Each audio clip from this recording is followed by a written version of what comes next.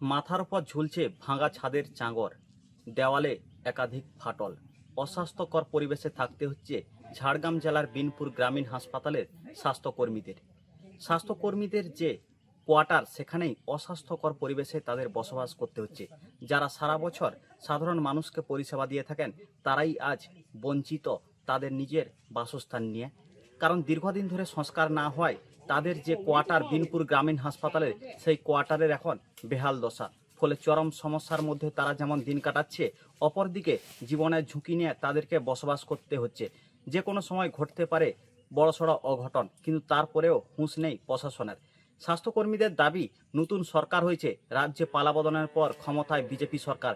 এবার দেখার সেই বিজেপি সরকার যাতে দ্রুত সেই তাদের কোয়ার্টারগুলি মেরামত এবং সংস্কার করে, সেই দাবি তুলছেন বিনপুর গ্রামীণ হাসপাতালের স্বাস্থ্যকর্মীরা। কারণ স্বাস্থ্যকর্মীদের থাকার যে কোয়ার্টার, সেই কোয়ার্টারের চারপাশে জমেছে আবর্জনার স্তূপ, পাশাপাশি একাধিক গাছের ঝুড়ি জমেছে দেওয়ালে, পাশাপাশি দেওয়ালের মধ্যে তৈরি হয়েছে বড় বড় ফাটল।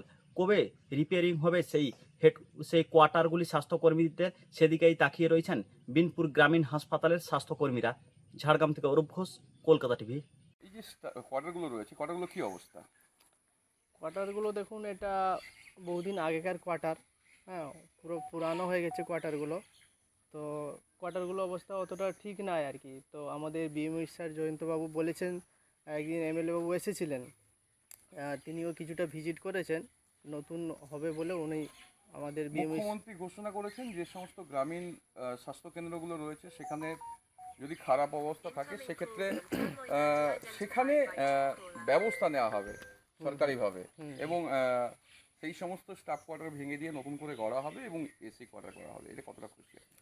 না, এটা এটা করলে তো খুবই ভালো হয়। আমাদের বিএমই স্যার নিজেই এই কোয়ার্টারগুলো দেখেছেন। তিনি এমএলএ বাবুকে বলেছেন যে কোয়ার্টারের অবস্থাগুলো অতটা ভালো নয়, আমাদের স্টাফদের থাকতে সমস্যা হচ্ছে। তো তিনি একটা প্রস্তাব দিয়েছেন যাতে ভালো কোয়ার্টার করা যায়। এমএলএ বাবু এটা শুনে লিখে নিয়ে গেছেন যে আমরা এ সম্পর্কে মানে চেষ্টা করব যাতে তাড়াতাড়ি খুব হয় আর কি, যাতে স্টাফরা ঠিকঠাক থাকতে পারে আর কি। এখন এগুলো তো সব পুরানো কোয়ার্টার, অতটা কন্ডিশন এদের ভালো নয় আর কি। কতটা ঝুঁকির মধ্যে থাকতে হচ্ছে? একটু সাপ খোপ বেড়ায় মাঝে মাঝে, একটু জঙ্গল টঙ্গল আছে। এগুলোতে স্যার এখনও কাউকে মানে ওরকমভাবে পারমিশন দেয়নি থাকার জন্য, কারণ এটা তো সাপ বেড়াতে পারে, কোনোটা ছাদ ভেঙে পড়তে পারে। তাই স্যার অতটা কাউকে পারমিশন দেয়নি মানে থাকার জন্য আর কি। কিছু কিছু এক দুটো ভালো আছে যেখানে আছে।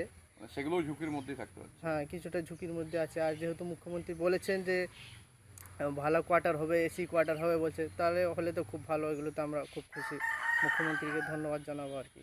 কি নাম আপনার? আমার নাম রমজান খান, আমি ফার্মাসিস্ট, বিনপুর রুরাল হসপিটাল।